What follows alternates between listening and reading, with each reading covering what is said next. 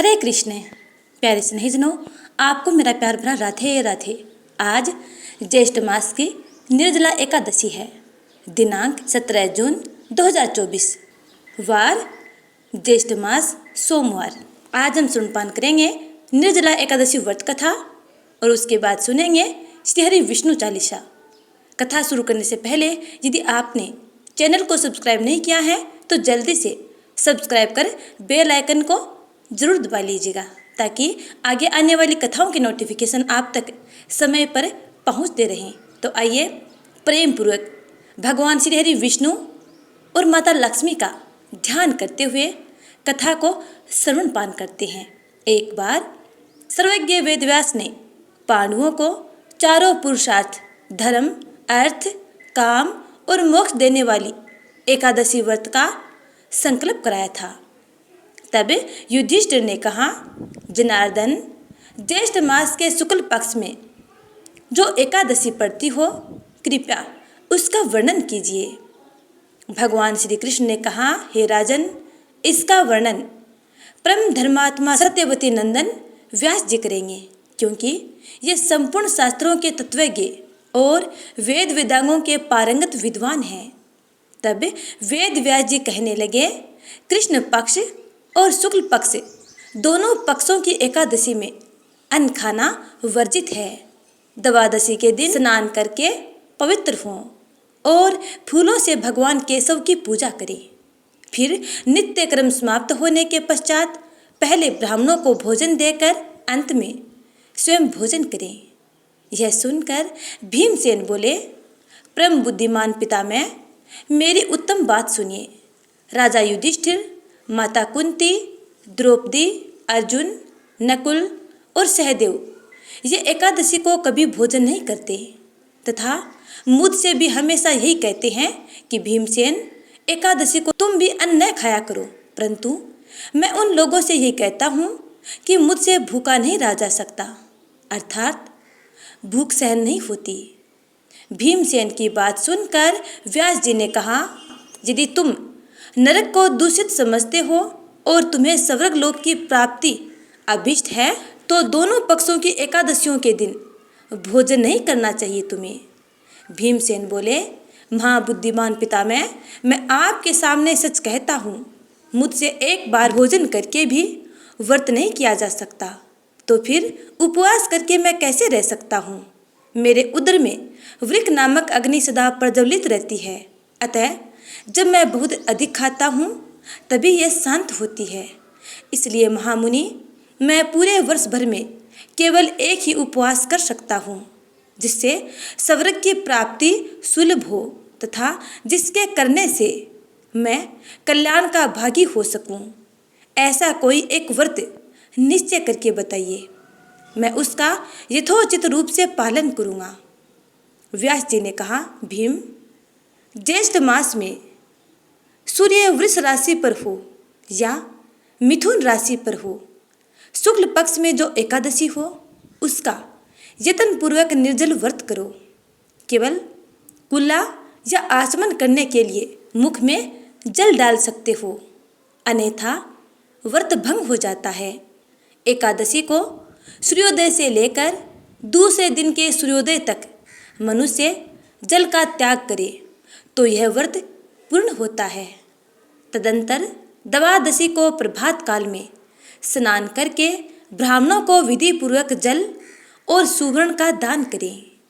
इस प्रकार सब कार्य पूरा करके जितेंद्रिय पुरुष ब्राह्मणों के साथ भोजन करें। वर्ष भर में जितनी एकादशियाँ होती हैं उन सब का फल निर्जला एकादशी के पालन मात्र से मनुष्य प्राप्त कर लेता है। इसमें तनिक भी कोई संदेह नहीं है। शंख, चक्र और गदा धारण करने वाले भगवान केशव ने मुझसे कहा था कि यदि मानव सबको छोड़कर एकमात्र मेरी शरण में आ जाए और एकादशी को निराहार रहे तो वह सब पापों से छूट जाता है। एकादशी व्रत करने वाले पुरुष के पास विशालकाय, विकराल आकृति और काले रंग वाले दंड पासधारी भयंकर यमदूत नहीं जाते। अंतकाल में पीताम्बरधारी सौम्य स्वभाव वाले हाथ में सुदर्शन धारण करने वाले और मन के समान वेगशाली विष्णु दूत आखिर इस वैष्णव पुरुष को भगवान विष्णु के धाम में ले जाते हैं। अतः निर्जला एकादशी को पूर्ण यत्न करके उपवास और श्री हरि का पूजन करो। स्त्री हो या पुरुष, यदि उसने मेरु पर्वत के बराबर भी महान पाप किया हो तो वह सब इस एकादशी व्रत के प्रभाव से भस्म हो जाता है। जो मनुष्य उस दिन जल के नियम का पालन करता है वह पुण्य का भागी होता है। उसे एक एक प्रहर में कोटि कोटि स्वर्ण मुद्रा दान करने का फल प्राप्त होता सुना गया है। मनुष्य निर्जला एकादशी के दिन स्नान, दान, जप, होम आदि जो कुछ भी करता है वह सब अक्षय होता है, अर्थात उसका कभी नाश नहीं होता है। यह भगवान श्री कृष्ण का कथन है। निर्जला एकादशी को विधि पूर्वक उत्तम रीति से उपवास करके मानव वैष्णव पद को प्राप्त कर लेता है। जो मनुष्य एकादशी के दिन अन्न खाता है वह पाप का भोजन करता है। इस लोक में वह चांडाल के समान है और मरने पर दुर्गति को प्राप्त होता है। जो ज्येष्ठ के शुक्ल पक्ष में एकादशी को उपवास करके दान करेंगे वे परम पद को प्राप्त होंगे। जिन्होंने एकादशी को उपवास किया है वे ब्रह्म हत्यारे, श्राबी, चोर तथा गुरुद्रोही होने पर भी सब पातकों से मुक्त हो जाते हैं, अर्थात सब पापों से मुक्त हो जाते हैं।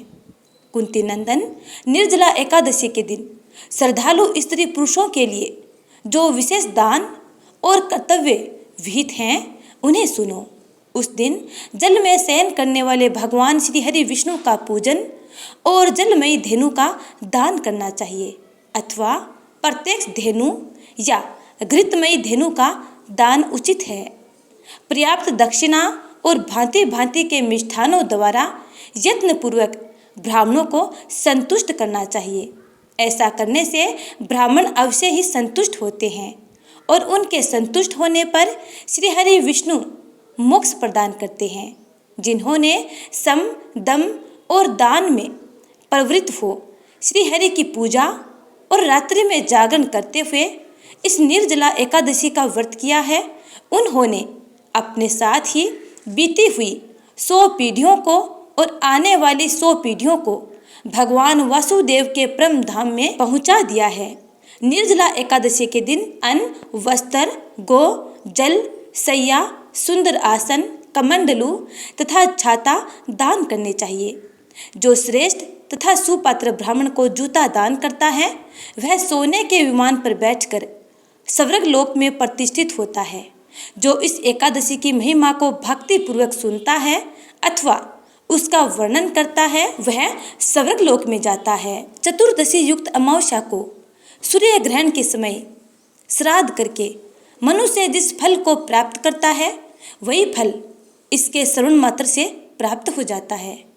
पहले दंत धावन करके यह नियम लेना चाहिए कि मैं भगवान केशव की प्रसन्नता के लिए एकादशी को निराहार रहकर आचमन के सिवा दूसरे जल का भी त्याग करूँगा। द्वादशी को देवेश्वर भगवान विष्णु का पूजन करना चाहिए। गंध, धूप, पुष्प और सुंदर वस्त्र से विधि पूर्वक पूजन करके जल के घड़े के दान का संकल्प करते हुए निम्नलिखित मंत्र का उच्चारण करें। संसार सागर से तारने वाले हे देव ऋषिकेश, इस जल के घड़े का दान करने से आप मुझे परम गति की प्राप्ति कराइए।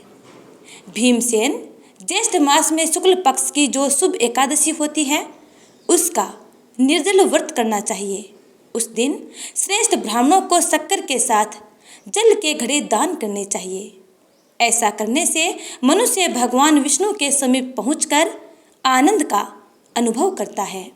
तत्पश्चात द्वादशी को ब्राह्मण भोजन कराने के बाद स्वयं भोजन करे। जो इस प्रकार पूर्ण रूप से पाप नाशिनी एकादशी का व्रत करता है वह सब पापों से मुक्त हो आनंदमय पद को प्राप्त होता है। यह सुनकर भीमसेन ने भी इस शुभ एकादशी का व्रत आरंभ कर दिया। तब से यह एकादशी संसार में पांडव एकादशी के नाम से विख्यात हुई। इस प्रकार ज्येष्ठ मास निर्जला एकादशी व्रत को करने से भीमसेन अर्थात पांडव पुत्र भीम को स्वर्गलोक की प्राप्ति हुई। तो प्रेम से बोलिए जय श्री विष्णु। अब सुनते हैं श्री हरि विष्णु चालीसा। विष्णु सुनिए विनय सेवक की चितलाए, कीरत कुछ वर्णन करूं दीजिए ज्ञान बताए। नमो विष्णु भगवान खरारी, कष्ट न श्रावण अखिल बिहारी। प्रबल जगत में शक्ति तुम्हारी, त्रिभुवन फैल रही उजियारी। सुंदर रूप मनोहर सूरत, सरल स्वभाव मोहनी मूरत। तन पर पीताम्बर अति सोहत, बेजंती माला मनमोहत। शंख चक्र कर गदा बिराजे, देखत देते असुर दल भाजे। सत्य धर्म मद लोभ न गाजे, काम क्रोध मद लोभ न छाजे। संत भक्त सज्जन मनरंजन, दनुज असुर दुष्टन दल गंजन। सुख उपजाए कष्ट सब भंजन, दोष मिटाए करत जन सज्जन। पाप काट भव सिंधु उतारण, कष्ट नाश कर भक्त उबारण। करत अनेक रूप प्रभु धारण, केवल आप भक्ति के कारण। धरणी धेनु बन तुम ही पुकारा, तब तुम रूप राम का धारा। भार उतार असुर दल मारा, रावण आदि को संघारा। आप वराह रूप बनाया, हरण्याक्ष को मार गिराया। धर्म मत से तन सिंधु बनाया, 14 रत्नन को निकलाया। अमिलक असुरन द्वंद्व मचाया, रूप मोहिनी आप दिखाया। देवन को अमृत पान कराया, असुरन को छवि से बहलाया। कुर्म रूप धर सिंधु में जाया, मंदराचल गिरि तुरंत उठाया। शंकर का तुम फंद छुड़ाया, भस्मासुर को रूप दिखाया। वेदन को जब असुर डुबाया, कर प्रबंध उन्हें ढूंढवाया। मोहित बनकर खल ही नचाया, उसी कर से भस्म कराया। असुर जलंधर अति बलदाई, शंकर से उनकी न लड़ाई। हार पार शिव सकल बनाई, कीन सती से छल खल जाई। सुमिरन कीन तुम्हें शिवरानी, बतलाई सब विपत कहानी। तब तुम बने मुनीश्वर ज्ञानी, वृंदा की सब सूरती भुलानी। देखत तीन दनुज शैतानी, वृंदा आए तुम्हें लपटानी। हो सप्रस धर्म क्षति मानी, हना असुर उर शिव शैतानी। तुमने ध्रुव प्रहलाद उबारे, हिरण्याकुश आदिक खल मारे। गणे का और अजामिल तारे, बहुत भक्त भव सिंधु उतारे। हरहु सकल संताप हमारे, कृपा करहु हरि सिरजनहारे। देखहूँ मैं निज दर्श तुम्हारे, दीन बंधु भक्तन हितकारे। चहत आपका सेवक दर्शन, करहु दया अपनी मधुसूदन। जानो नहीं योग्य जप पूजन, होय यज्ञ स्तुति अनुमोदन। शील दया संतोष सुलक्षण, विदित नहीं व्रत बोध विलक्षण। करहुम आपका किस विधि पूजन, कुमति विलोक होत दुख भीषण। करहुम प्रणाम कौन विधि सुमिरन, कौन भांति मैं करहु समर्पण। सुर मुनि करत सदा सेवकाई, हर्षित रहत परम गति पाई। दीन दुखीन पर सदा सहाई, निज जन जान लेव अपनाई। पाप दोष संताप नसाओ, भव बंधन से मुक्त कराओ। सुख संपत्ति दे सुख उपजाओ, निज चरणन का दास बनाओ। निगम सदा ये विनय सुनावे, पढ़े सुने जो जन सुख पावे। तो प्रेम से बोलिए लक्ष्मीपति श्री हरि विष्णु की जय। जय जय श्री राधे। प्यारे भक्तों, उम्मीद करती हूँ कि आपको यह कथा और श्री हरि विष्णु चालीसा अच्छी लगी है। यदि अच्छी लगी है तो लाइक कमेंट कर देना और ज़्यादा से ज़्यादा लोगों में शेयर करना, ताकि आपको अधिक से अधिक पुण्य की प्राप्ति हो। और अगली कथा का इंतजार करना। तब तक के लिए राधे राधे।